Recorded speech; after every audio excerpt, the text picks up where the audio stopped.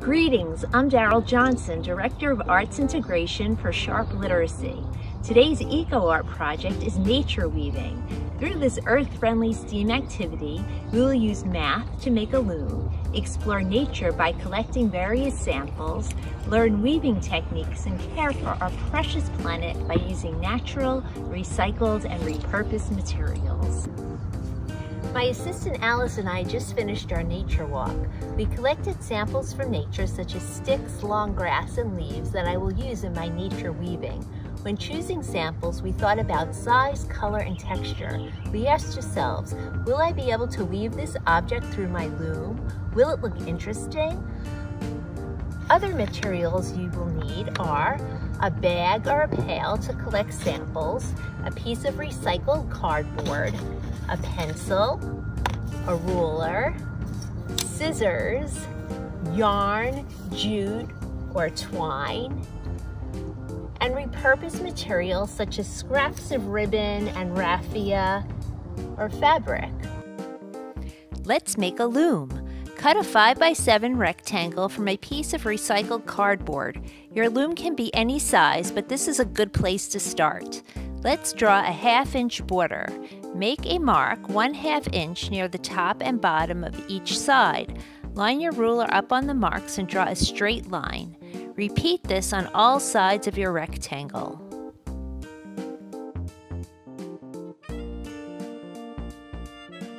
Measure 1/2 inch increments on the vertical sides of your rectangle.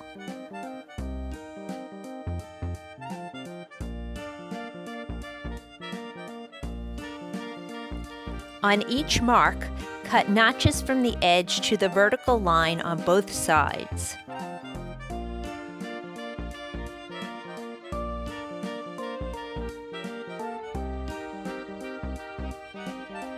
Place yarn, jute, or twine in the first notch. Tape the end to the back of your loom to secure it. Wrap the twine through each notch, going back and forth. Pull it tightly, but leave enough give to weave natural materials such as sticks and grass through it.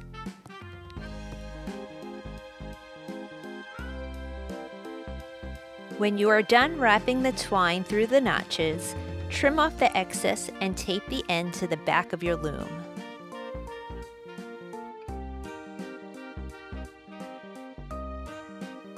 Voila! You made a loom! I spread out my samples from nature. I also added scraps of ribbon, yarn, and fabric that I had left over from other projects. Repurposing materials is an excellent way to generate less waste and benefit the health of Mother Earth. I will start off by choosing a sample to weave.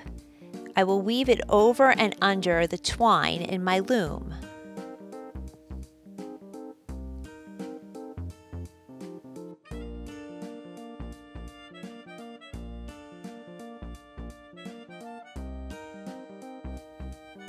Then I will push it to the side to make room for more samples.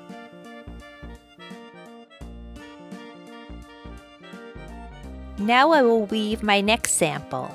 Since I went under the twine with my stick, I will start by going over the twine with the grass. This helps hold the samples in place.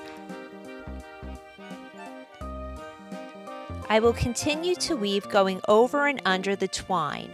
I find it helps to repeat over, under, over, under. If you make a mistake, it's okay.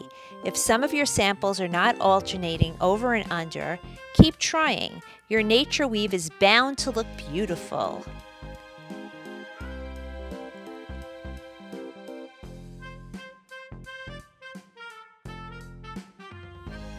If your nature samples wilt or dry up, replace them with new ones. Your artwork can continually change with the seasons.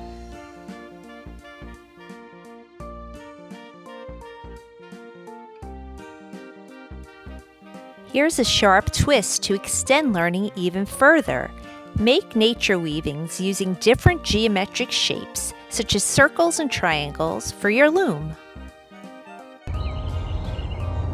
Please share pictures and videos with Sharp. Thanks for watching.